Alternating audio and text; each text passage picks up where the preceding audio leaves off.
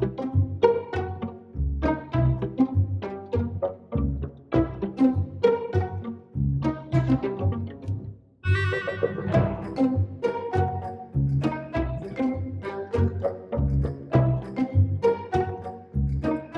right, welcome everyone. Come on in and get comfortable because the webinar is about to begin. So welcome to today's webinar on building better business models for associations and not-for-profit organizations. I'm Kiki L'Italienne, Senior Consultant for Tecker International, and I'm here today to MC today's session and moderate your questions for this wonderful meeting with my colleague at Tecker, Michael Anderson. Michael served as president and CEO of the Canadian Society of Association Executives, and he is known for delivering strong value to members and stakeholders. But he has a question for you, and so do I. What is the Association Business Model Canvas, and what can it do for you? This webinar will explain the 9 building blocks of every successful association business model, and it will help you determine where things must change. Kiki, thanks very much for that introduction. And I'd also like to welcome everybody wherever you are today, whatever time zone you're in, whether you're at home, whether you're in an office, whether you're dressed casually or you're in business attire. Thank you for taking time out of your schedules. And we all know we're in a very different spot than we were 4 months ago. And I can certainly appreciate what you're all going through in terms of running associations, not-for-profit organizations, or on the business side. As they say, it is what it is, and we are where we are. But today, what we've got planned for you is a 60-minute session, and you're going to find that Kiki and I are real sticklers on time. And it's essentially a how-to session. We're here to share our knowledge and to teach you about how to go about understanding what the business model canvas is all about, but also how you're going to apply it to your own organization in this new era that we find ourselves in. I'm going to be running the slides, and I just want to take us through this. I'll fill you in quickly. What we'll be doing is I'll be first explaining the business model canvas to you. We'll stop. Kiki will have a couple of questions. We'll have a brief discussion. I'll then go on to part 2, which maps out the current model for a fictitious automobile association. At the end of that session, we'll stop, have a discussion, and then I'll move on to the third part of our presentation today, in which I'll describe the new business model that this fictitious association had to implement in reaction to the impact of COVID, and then we'll open it up, of course, to question and answers. We're recording today's session. If we get into a situation where we're not able to answer all your questions, Kiki and I can access them electronically and we'll respond. We're also obviously encouraging you folks to reach out to us directly and to the other members of the Tecker team if you have questions you want to talk about the situation and the information we presented today. So let's get going here. The business model canvas, I am anticipating a number of you have encountered or come across, or maybe you've used the canvas in your history and in your work experience. And essentially, the canvas has been around now for about 10 years and has been widely used by associations and not-for-profit organizations, businesses, and also the public sector to visually and graphically describe the 9 elements of your business model. And I've used this not only in a past life while running an association, but also working with clients. And I can tell you, once you understand the flow of the canvas and the elements, it's a great way to visually block out what your current model is, but then also allow you to look at and experiment what future models could look like. And what I really like about it is it actually in one way brings out your inner child a little bit, and I'll describe that a bit more as we get going into the canvas. A couple of things that I'll note here, as I said, it consists of 9 building blocks. You can see them right in front of you. The way that you typically work through this, or the way that I often work through it, is really focusing on what I call the 5 blocks that represent the value equation. So you start typically describing who your customer segments are. You then move on to describing the customer relationships that you want to have with each of those segments. You then define the value propositions for each segment, the channels through which you're going to reach them, and then, of course, the revenue streams. And those 5 areas is what, again, I refer to as the value side of the canvas. You then shift your attention to the left side of the canvas and you start with the key partners in relation to the customer segments, the key activities, the key resources, and the cost structure. And it gives you a visual representation of what's at play. How the canvas often works is you can certainly go online. There's lots of resources to look at. The way that I've often found that I've used it is I've actually had the canvas up on the wall, and it's got the headings of each of these areas that you can see. And then you start with each customer segment using Post-it notes. You can either use paper Post-it notes, 3x3, or you can go online and use a tool like Mural or App or what other tools are out there. But the important thing is as you start working through on your customer segments, you're using one color for each segment. So let's say, for example, you had 4 customer segments within your model. You'd use a different color. You'd say yellow for the first segment, say green for the second, red for the third, blue for the fourth. But as you go through the canvas, you're using that color each time to define the relationship in relation to the customer segment designated on the yellow Post-it note and flows through. When I demonstrate the fictitious model, you'll really see how it comes into play. I'm a big proponent, as I said, of putting this up on the wall. It gives you the opportunity to really move things around quickly, but certainly whatever you're comfortable with doing it visually works as well. The thing that I'm going to jump into here is I'm going to go right into the first area of customer segments. I'm not going to read all of this. As we all know, we've been in too many presentations where the presenter stands and reads from the PowerPoint and you wonder why you showed up. The important thing I think to notice, and I'm sure some of you are going to kind of maybe recoil in horror when I say this, is membership is not a customer segment. Membership is a relationship you have with people. What you have to really force yourself to do when you start using the canvas is to think about the customer segments that you serve, not solely as members. And the example I'm going to use for today's call, I'm sure many of you are familiar with the American Society of Association Executives, which is CSE's counterpart. ASAE has a wide range of customer segments, certainly a large membership base, but they have customer segments that they look at in terms of what their business model is based upon. And I'll share with you, for example, if you think about ASAE, who's essentially their membership base are association executives from mid-level to senior positions to business members, their segments really split along the lines of a senior CEO as one customer segment, a CEO who's perhaps in their first CEO job as another segment. They could have CEOs who are running small, mid, and large associations, directors of communications, directors of marketing, et cetera, et cetera. So you really have to think about your customer segments and not get locked into thinking about, membership as a base.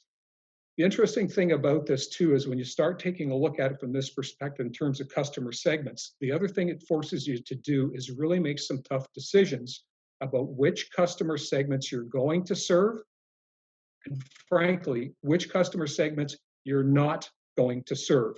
And I know that causes some pain in organizations when they look at that, but you really have to be precise about who it is you're going to serve, what's the value proposition, how you're going to reach them, how you're going to drive revenue, and all the other things that are contained within this model. And I would say in where we're at in terms of COVID, many organizations are actually looking at this or have already done this and determined, look, some customer segments that we may have once served, we can't do it anymore. The issue that comes in it when you move to the next part of the block is around the relationships that you want to have with each of those customer segments. And I think the issue in here is what you really have to consider is you have to figure out how you're going to get, how you're going to keep, and how you're going to grow your customer segments. So part of that really requires you thinking about how are they actually going to find you? How are they going to interact with you? How are they going to go about investigating what it is you have to offer? How are they going to buy? And how you're going to manage that relationship after they buy, because you want them to continue to keep coming back. Again, what I'll use here is ASAE's example in terms of building a customer relationship. It's likely they want a different customer relationship with a long tenured association CEO, somebody like myself who'd been around forever, 28 years or more, versus a different relationship with maybe somebody who it's their first time as an association CEO. So you have to think through those areas. And of course, what you're looking at is how do you acquire them? How do you retain them as customers? How do you upsell as well?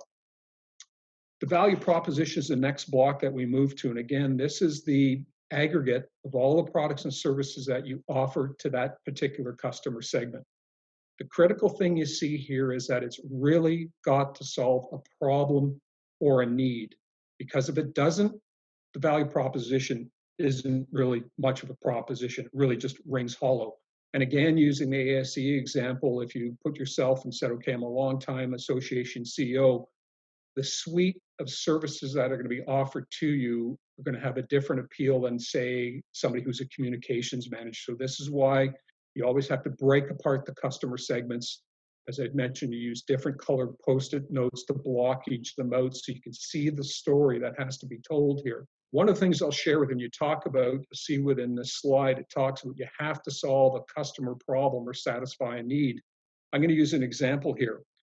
I can't see all of you, obviously, but how many people remember Segway, which is really what they referred to as the two-wheeled people mover? It came to market in 2002. It was heralded as an amazing game changer, and they predicted that they were going to sell 10,000 units a week. Apparently, they only sold, I'm looking at my notes, less than 10,000 in 2 years, and about 24,000 in a 4-year period. I use that example because it was a clear indicator, to me at least, that what they came out with wasn't solving a vital customer problem or a need. So just as an example on that end. I want to butt in here, Michael, and just let you know that we did have people commenting in the Q&A. I remember this. So yes. Good to know. I'm not the only old You're one not on the the only comment. one. Yeah. Great.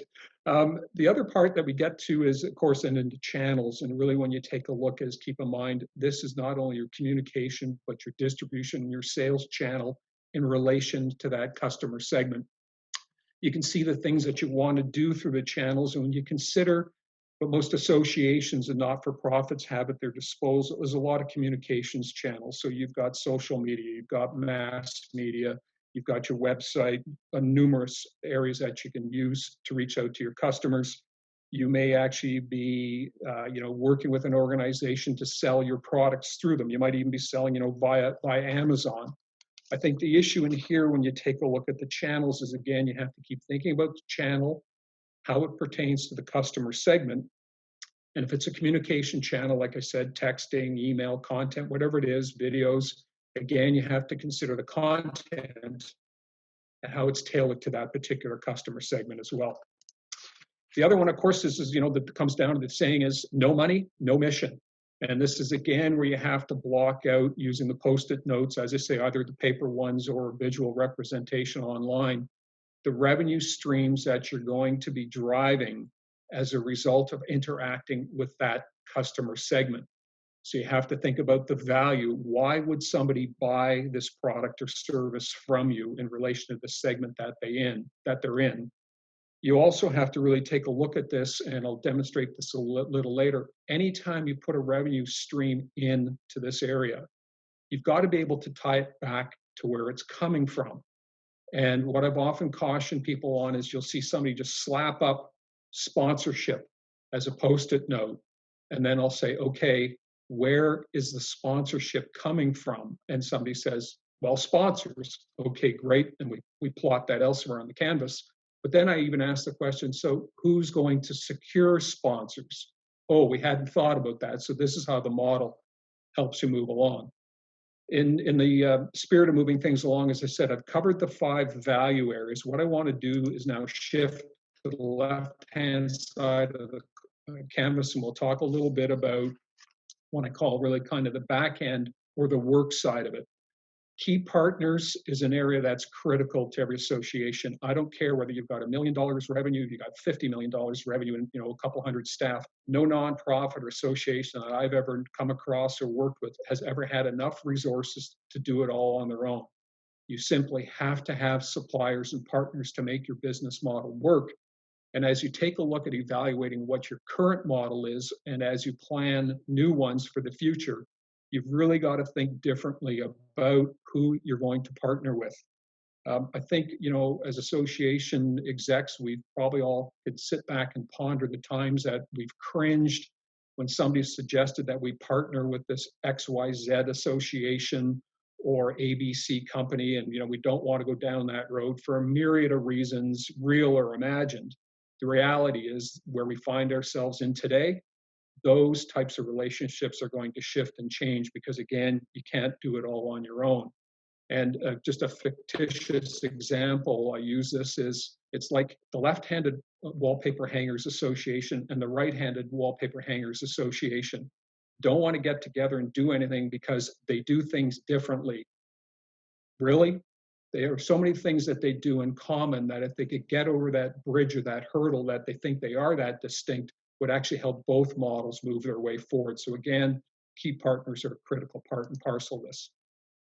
The key activities, of course, come into it in terms of what are the main things you're going to do to drive value to that customer segment. So you really have to detail those things. And again, if I use ASAE, as you well know, they do a lot of areas, a lot of things. One of the key activities is creating content. Another area that they go about is developing education, in relation to the virtual annual conference, the CAE program, whatever it might be. But again, the key activities, which are really detailing, it's the most important actions you need to take to make the model work. Then we move into is the key resources. Again, this is sort of the list, again, documenting by each customer segment what you need to do, the resources you need. It's funny when I've worked with people on this, one of the things that often gets missed is a key resource is they don't put down staff, okay? They don't put down the board or volunteers when in fact they are a key resource in any not-for-profit organization. And I've also seen situations where finances aren't even listed. So you really need to push yourself to make sure that all those resources that you're going to need are listed. And then of course you get into the cost structure. Everything that goes into it, be it staff salaries and benefits, your lobbying costs, board and committee meeting costs, travel costs, publishing, course creation, the whole 9 yards, it's got to be in there. So that's an overview of the canvas in terms of the 9 elements. As I promised, what we're going to do is we're going to stop for a couple of minutes, have a discussion, and then I'll move into part 2 and explain the fictitious model. So Kiki, I'm going to turn it back to you and let's engage with our attendees. All right. So one of the questions that came in, Paul asked, how specific should you be in identifying segments within your membership? I would say start out being very granular. What you really need to do is wrap your head around how many segments you have. If you just kind of sit there and you say, we only have 2, you're really maybe missing some of the sub-layers underneath there. The beauty, again, of the canvas, and as we go through today's session, and obviously, as I said, I'm happy to talk to anybody, is I always look at it and say, Post-it notes are cheap. If you ended up blocking out on the canvas, let's say you had 20 customer segments and they're all different colors, after a while, what you're going to have to do and say to yourself is, wait a minute, I can't serve all of these, or frankly, there's some of these I want to get rid of, or there's some of these I want to bring on. So my response would be, in a nutshell, Kiki, is get granular, because again, the beauty of the model is you're able to move stuff around quickly, you're able to condense and combine, but you really want to kind of throw that net out as wide as you can to really determine all the segments that are out there, not only your current model, but then as you shift and you start looking at designing new models, what those segments would also consist of as well. And again, Post-it notes are cheap. They come in a lot of colors and they're a lot of fun to play with. Yeah, I think someone we both know says he has a comment, Glenn. The ambidextrous paper hangers suggests that they and the left and right hand groups unify into a new association and use the business model canvas to design a successor organization to all 3 of them. There you go. Or here's another thing. You got to think about this from this perspective. There's a real threat looming for that association because people aren't buying wallpaper anymore. I mean, there you go. There you go. We have a very serious question. Does the model work if your business is a foundation, not an association? Yes. I think when you look at it, again, the beauty of it is you're looking at it again from a foundation or even a charitable perspective. It follows, very similar pattern. You've got to define who your segments are. And in a foundation, there may only be one, but you've also got to take a look at it and say, what are the relationships? What's the proposition for why people are supporting the foundation? Here's the thing, if you do it and you say, okay, well, what channels are we reaching people through? And you find out that you're still mired back in the 70s. It's all direct mail. The model will alert you to where holes are in your current model. I often refer to it as when you block it out in terms of your current model, sometimes you're shocked as to where the holes are and the pitfalls are. So it's a diagnostic tool. So for foundation, absolutely. All right. We have a question, another customer segment question, which is, do you consider them a customer segment even if they don't pay money to obtain the service? Good, really good question. This gets into the realm of, as we know, within any not-for-profit or association, that you're always going to have a cohort of people who are part of the organization attached to it, or maybe they aren't driving revenue. And you look at this, you got to say, okay, but is there a proposition that we're able to supply them with that adds to the organization overall? So that's the type of consideration that you need to give. I think it also gets into it as well. Just a bit of a sidebar to that is sometimes you look at those individuals and maybe you think there isn't a revenue stream coming from them, but there might be the opportunity to do so. But again, I think it's important to go back and define those customer segments, as I say, in pretty granular detail to really help you guide you through the canvas in its entirety. All right. Lori has a question. What about listing the potential to leverage the program for other revenue opportunities or the long-term sustainability for the program? Yep, that's a really good point too. I've actually seen this used where people have actually taken it and used it on an individual program basis. So I'll give an example. Somebody has said, okay, I'm going to take the canvas. We have a certification program. Okay, certification program. Who are our customer segments? What's the customer relationship we have? What's the value proposition? Walk your way all the way through that. And then when you do the work side of it, what you may find out all of a sudden is, okay, your costs are much higher than the revenue coming in, because you realize that it's taking 2 full-time staff to drive that program. And argument's sake, the cost is $100,000 a year. You're only bringing in 50. What are you going to do? So it's a good diagnostic tool in that way. I also think I've seen the canvas, if you do a search on it, not only do you see the business model canvas, but it's been adapted in many ways. And that's one of them in terms of assessing programs. Okay, so Bruce has a question that I cannot wait to hear how you answer it. He says, good suggestions, Michael, about the role of key partners. However, some association execs and boards think it's selling out and compromising the mission if the association chases dollars and engages corporate sponsors and partners. How to change these minds? I'm going to be flip here. Let them talk to me, and I didn't mean that to offend anybody, but I'll share with you. Running an association, it was really critical that sponsors play a vital role in any organization. You don't have the money to go it on your own. It's not Mhm. selling out as long as you've got a really good, strong, structured sponsorship program. It's a hackneyed phrase, but it's got to be a win-win for the sponsor and for the association. I've seen too many organizations not only be afraid to go after sponsored dollars, but go after them as if it's an obligation or a donation without validating to the sponsor what the value is. And I'll share with you that you also, when you take a look at using the model, a customer segment is your sponsors. And if you blocked out, back to the question that was posed, if you blocked out your current model and sponsors, and if you saw them as, right now, your board thinks of them as the great unwashed, it's a pretty thin model to go after a sponsor when there really isn't much value to them. So I think in response to his question, it's got to be structured in the right way. It has to benefit the sponsor. It has to benefit the members. And one of the things that I've seen done is sponsors creating content. Obviously, it's not sales content. It's not marketing content that helps the members and helps the customer segment. Kiki, I'm just mindful of our time. I imagine we've got tons of questions, but I want to really kind of get through the next two portions. Do we have a number of questions left, or can we get those to We the end? actually, no, that was it. So let's Okay, move on to this next part. You're great. doing Thank you. great. Excellent. Yes. Thank you very much. Okay, guys, so this is a fictitious automobile association.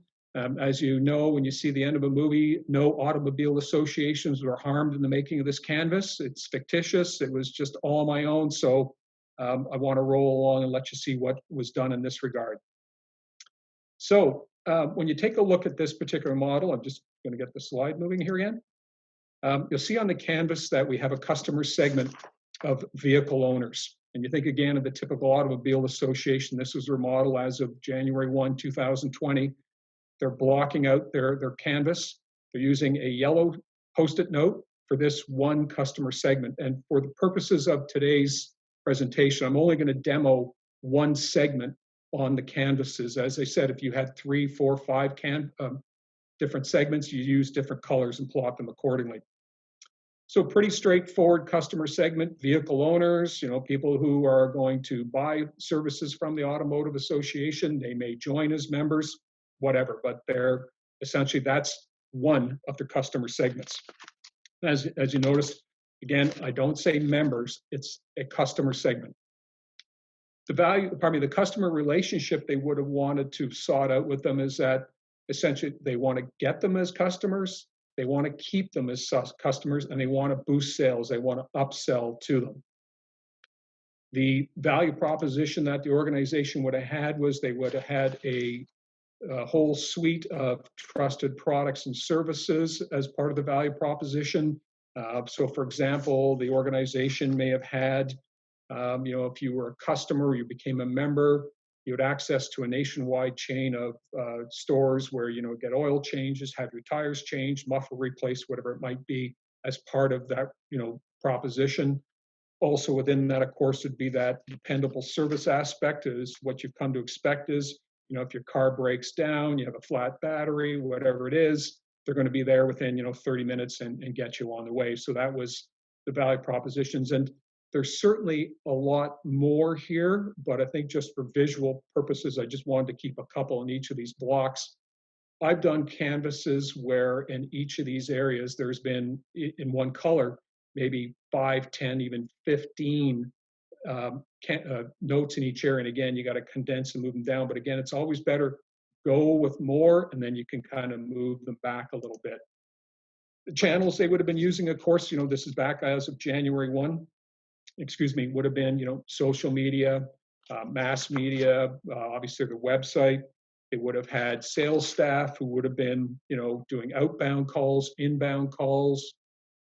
They would have been using social media. They might have been texting people, or, when there was, say, road closures, bad weather approaching, that type of thing. They would have had other channels as well. But again, just to keep the canvas clean, I've only used a couple of examples here for you to view. The revenue streams, of course, would have fallen along the line of, you've got a customer segment of vehicle owners. You obviously want to move them into being a member because then they're going to, they're with you. But keep in mind, you're going to have people who are never going to join. They're going to just want to be a customer, so they're going to be buying things from you. You have supplier rebates. So, for example, the Automotive Association was working with, say, that oil change company that had facilities across the country. They're getting a rebate back from that organization. They're getting advertising from that particular company and others, and they're getting sponsorship as well. So again, what you see on this side of the canvas, again, is what you call the value area. And you see the flow that I went through. And I often describe the flow that I use as like taking a question mark and reversing it. So you start customers, customer segments, to relationships, to value propositions, down to channels, down to revenue streams. You then shift the course and you go to the other side, the work side, and you start off with your key partners. And in this situation, they had suppliers. So you can see the correlation already. There's suppliers as key partners, revenue streams, there's supplier rebates, advertising coming from the suppliers. They would have used IT and consulting firms to help them move the business model forward. They would have had partnerships with government and related agencies in relation to legislation that may have impacted, their customer base or those people who become members. And as a key partner as well, keep in mind, they would have their board, they would have had staff, and they would have had volunteers as well. The key activities they went about back on January were, they're acquiring, they're managing suppliers, they're doing marketing communications, and they're creating customer content. And as I've said before, this is not a representative of the organization. You could have had 15 key activities in here. Just, let your imagination run wild, but I just wanted to keep it clean for everybody's benefit. The key resources, of course, would have been around, again, back to, the resource being the board, volunteers, and staff.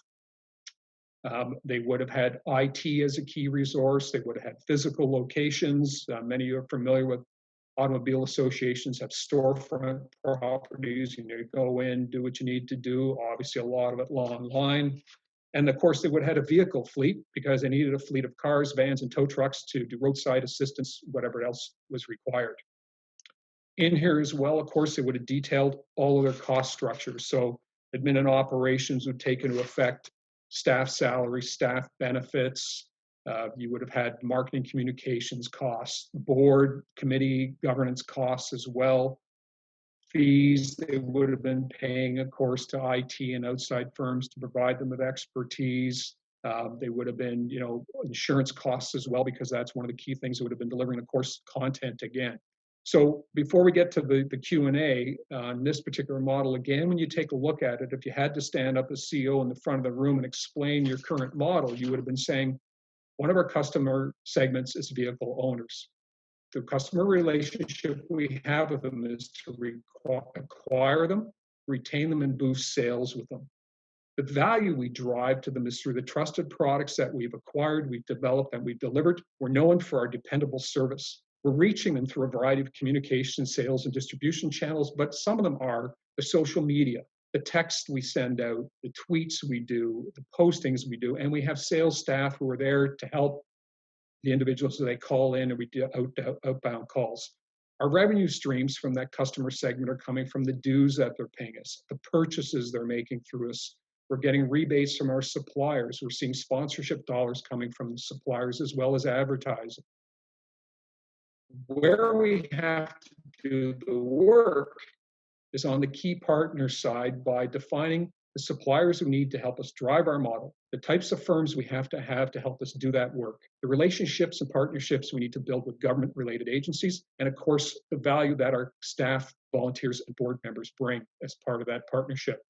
The activities that we're focused on are not only acquiring and managing the suppliers, but marketing what it is we do to our audiences. We're driving customer content because that's an important thing for our segment as well.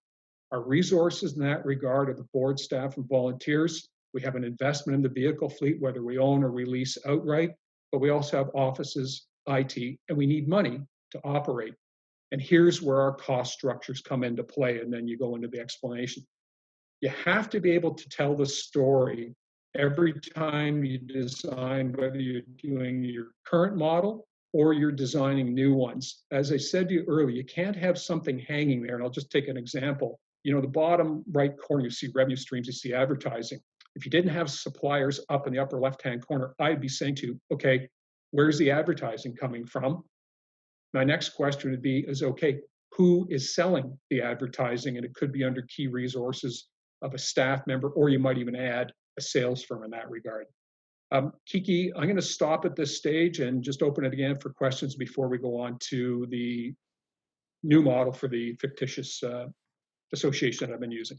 Excellent. So I just had to take my video off for a second because I had a couple of concerned participants who were worried about the candle in the background that seemed to have a reflection. I don't want anyone to worry, Michael. I am all about peace here. So I just took myself off so I could go and blow it out. So you guys, I am safe. Do not send help. We don't have any questions right now, but there is something that I wanted to wanted to ask you, and that is about getting buy-in, getting staff and volunteers involved in actually, participating with the model, working with the canvas when they start plotting their current model. What are the challenges there? Because we know that there is oftentimes some pushback when you're trying to introduce something new and look at things in a new way. Where do you see some of the challenges with getting staff and volunteers to work with the canvas? Yeah, great question. I think what I've seen and observed is what people often gravitate towards is they want to talk about the business plan, which I think Mhm. everybody recognized. That's a document that's really presenting, your strategy and expected financial performance, and the model is, how you're going to go about doing it. What I would caution or what I would note is more often than not that the business plan that often exists, and I say this, worked in associations for many years, are often mind numbing in their detail. Mhm. Um, the CEO often has difficulty explaining it, in a succinct and compelling fashion. So I think if people are kind of waving the business plan or pointing to it online, my retort would be is tell me your business model in 3 minutes. Good luck. I think to your question, the challenge around that is getting people to understand, say, look, this is a visualization of how we're going to be able to block out our model. It takes a little bit of time to get people used to it. As I said at the beginning of my remarks, it kind of appeals to the inner child because when you explain the fact that you're using post-it notes and you're trying to limit it to like 10 words to a note, there's method to the madness as to why it's a 3 by 3 note. But you finally get people starting thinking about it. I think to the question you posed, though, the biggest challenge I found is getting people to not think of segments solely as membership. So you almost have to start it as a CEO. I would say, let's say, for an example, that you were running a veterinarian association. Rather than put up members, you would probably want to say, look, we have a customer segment of vets who are in large urban centers. We have a customer segment of vets who are in more rural areas. You have to get people to understand the segmentation side of it, and you may even have to use examples that they can relate to in real life and then be able to start working it out. The follow on to that, I think that the challenge around it again is getting people to really understand what you have to focus on in each of the blocks and the Mhm. descriptions of and the materials that will provide to participants. But the great thing again about the model and the process that you'll go through is if you get something wrong, correcting it is dead easy because what does it take? You pull the post-it note off the wall, you rewrite it, you put it back up again. You can start moving stuff around. And I've seen it happen where some people get on board really quickly. Typically within a couple of minutes, though, you kind of see the lights going on, people going, aha, because they can start to see the story.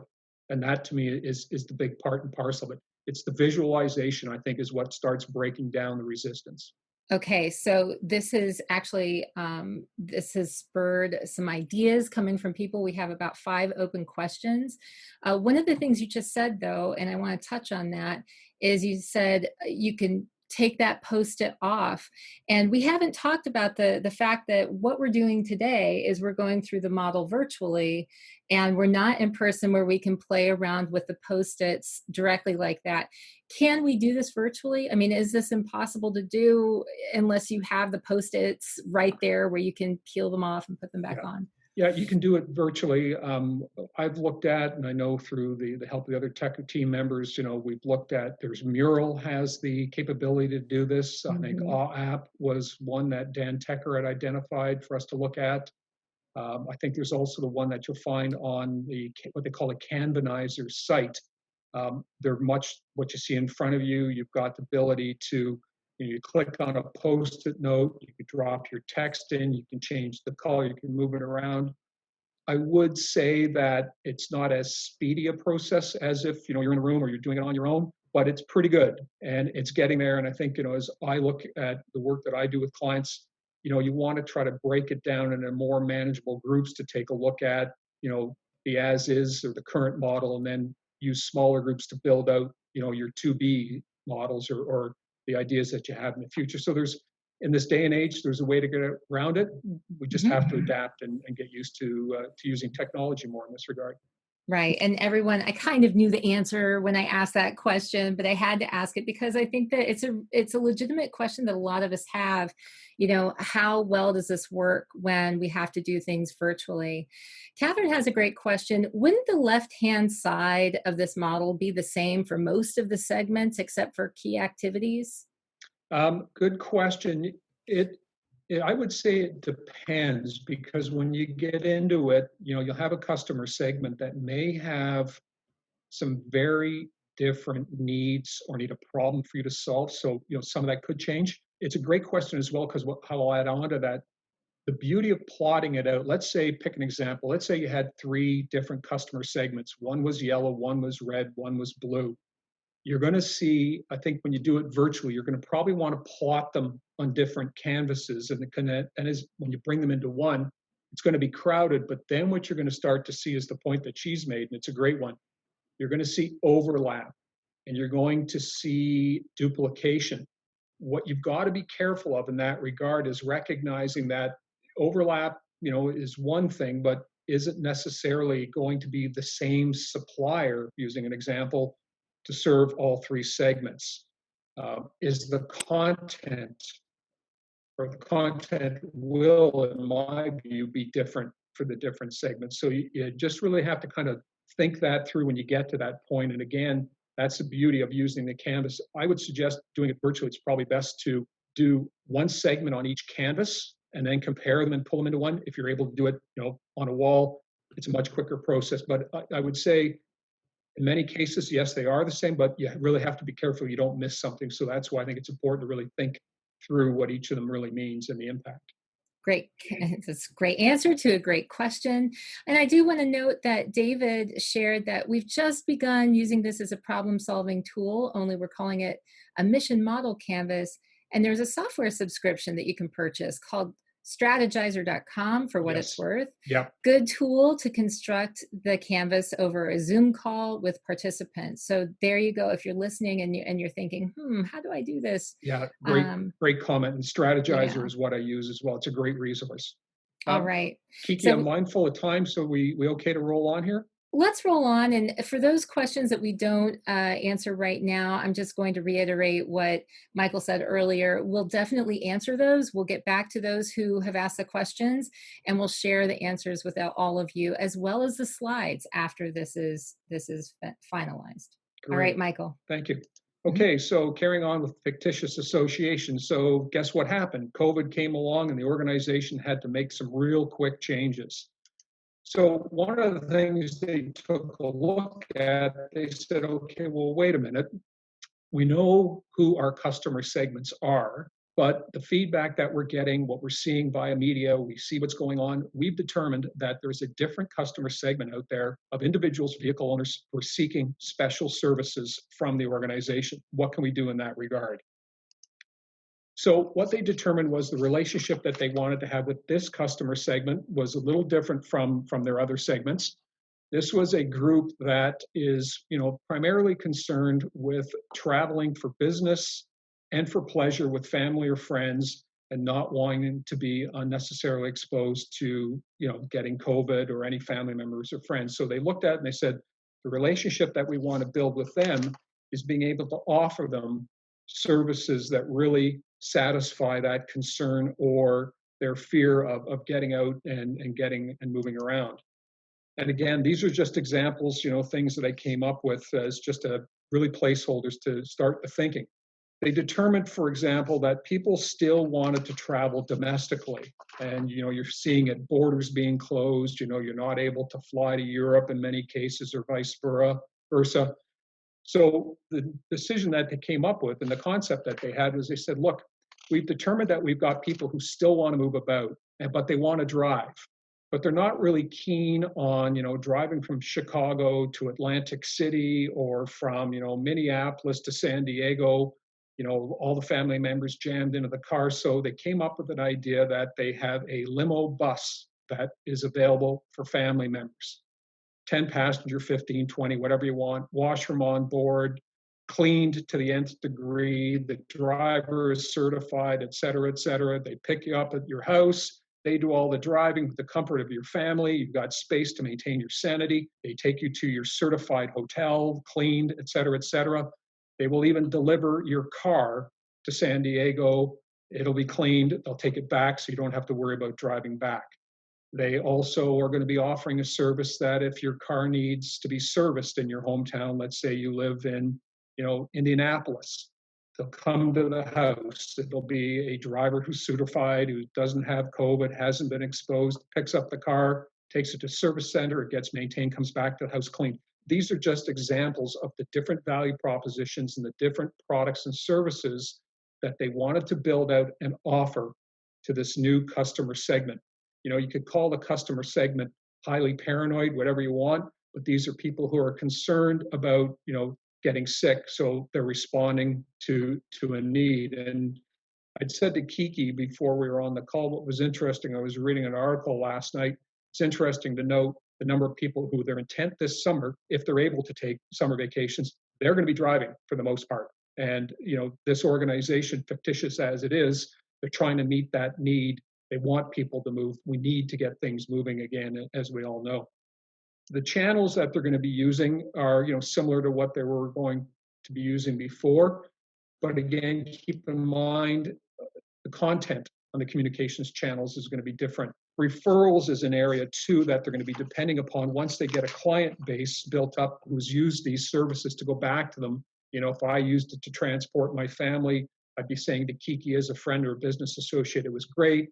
We all piled into this 10-passenger bus. There was TVs to keep the kids occupied. The dog was with us. We didn't have to worry about anything. It was a fantastic experience. So that's the type of thing that they're thinking of down the road. The revenue streams in here would have changed a little bit as well. They still would have had these individuals as a customer segment that they're trying to move to being members and to generate membership dues and purchase. But they also determined that the segment was also open to paying a premium membership dues structure to get more. There were also other purchases that they were going to be able to access. It's always kind of the upsell, the add-on. People, want to kind of get the best of the best, especially in a scenario that we're in. They would still carry on with advertising, sponsorship, and supplier rebates, but they also developed a revenue stream of endorsements. And that's where essentially where the organization was looking at, so, okay, if you're a nationwide, oil change, muffler repair facility, and you're in every state and every province, every territory, we as the Automobile Association are going to endorse you. And for that, we expect a revenue cut. And that may go back to the question that was asked earlier, but you got to get realistic and you got to get creative. So again, this is the value side of the equation, the 5 blocks. What I'm going to run through again is on the work side, the key partners. The new things in here are basically, and I had to use the term certified COVID suppliers. These are organizations that are saying we are adhering to and exceeding, stringent cleaning standards to, peace of mind for individuals. What they also had to add in here, you'll see, and it's new, is they've now had to partner with organizations and seek out the advice and guidance of health and safety professionals. Because what they've got to be able to do is to ensure that everything that they're offering meets or exceeds that standard. It's one thing for somebody to tell you, I cleaned the car well, versus saying, no, it met the standard established by, name an organization. So they would have had to have partnered with individuals and firms in that particular area. Their activities, again, would be, similar as the model before. Again, the content would have changed and, it'd be more than 3 in here. So it's just really as a reference. Their key resources, finances, I pulled it out separately because, you're really dealing with a new segment. You really want to know what it is you're putting in to attract that segment versus what you're getting. One of the things they would have had to have gone to, they still would have a vehicle fleet, and they actually now have a shuttle fleet. The critical thing is they decided they didn't buy the shuttle. So you don't want to go through that capital expense. So they entered into an agreement with suppliers around, the certified COVID suppliers to supply the shuttle fleet to transport people to where they wanted to go for summer vacation. And then again, they would have rolled in again all the costs. What they would have been adding in here is, more detail into each of these areas.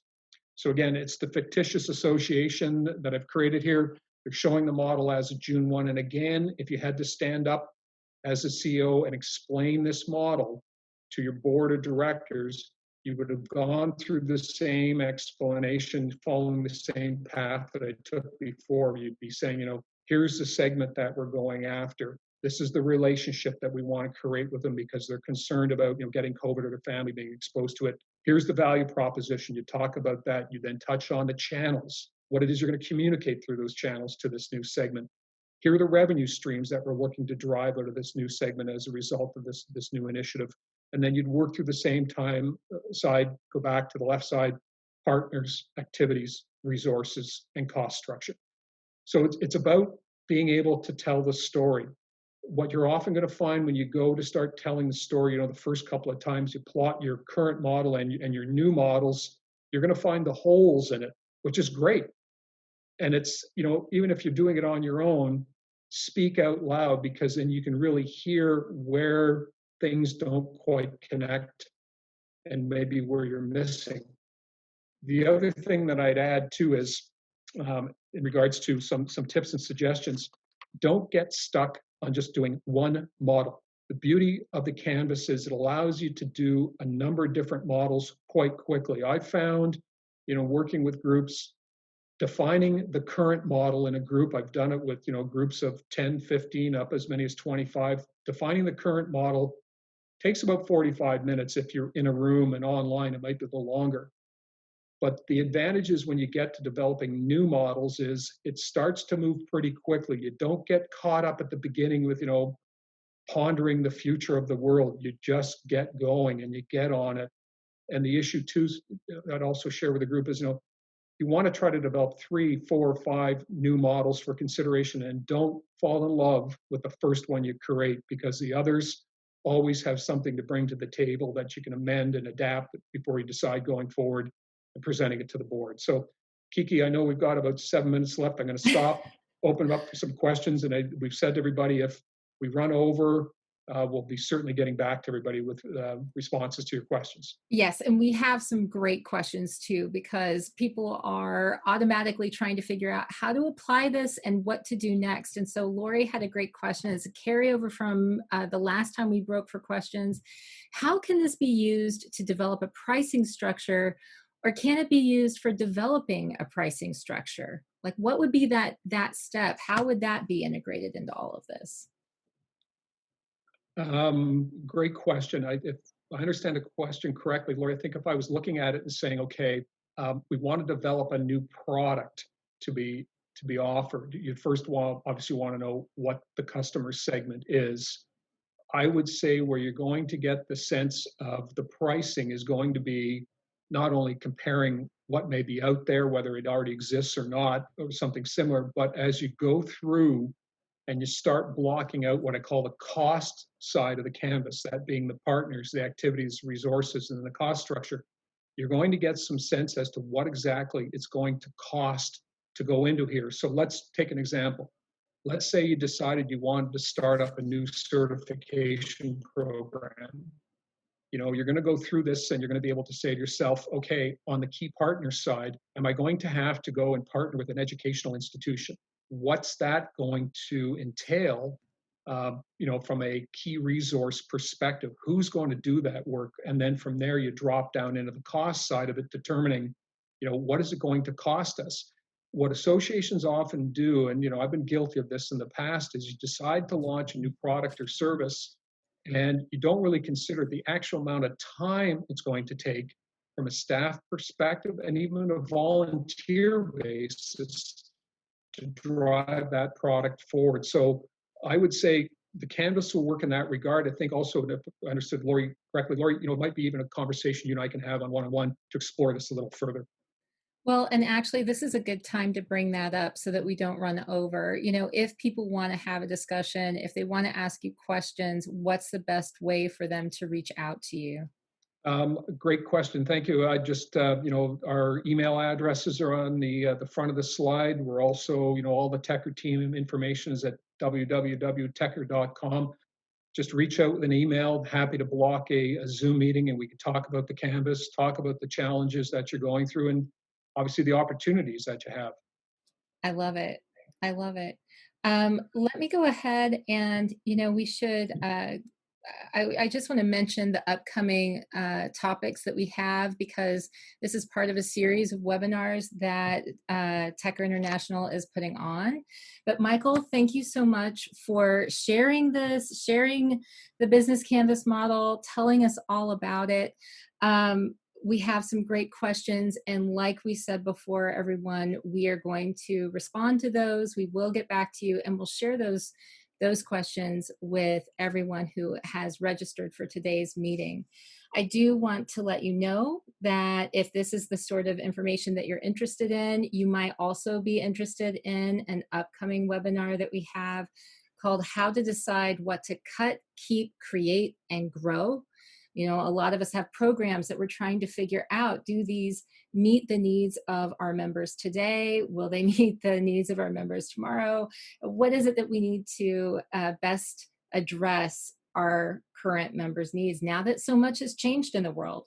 And so on June 18th, that's a Thursday, I believe, from 3 to 4 p.m. Eastern Time, we have that webinar coming up. And if you want to register for that, the link is going to be shared with you in the email that you're going to get following this meeting. That will have a link back to the replay of today's webinar and slides and some answers to the questions that we didn't get to today.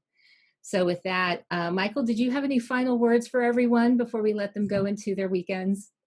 Just Kiki to say to the group, first off, thanks very much for your time and your interest. And I would say, as having sat in your chair and walked in your shoes as an association exec in the past, I really understand what it is you're going through, and I applaud what it is you're doing. As we know, these are very different times, but I think when you take a look at the power of what associations and not-for-profits bring to the countries we live in and countries around the world, it's critical at this stage that what we're doing is delivering value. And I know it's certainly upsetting times, it's disconcerting times, but out of this comes some really great opportunities, and I think it really pushes all of us to do the best we can, for our members and for the customer segments that we want to work with. So good on you guys. If you have any questions, you know where to reach me. I'm happy to talk and help you out. So thank you very much. And Kiki, thank you. It was a great session. Thank you, Michael. I can't wait until the next time we have a chance to do it. Absolutely. All right. Have a great weekend, everyone. And look for that email. We really appreciate your time. So be safe and healthy.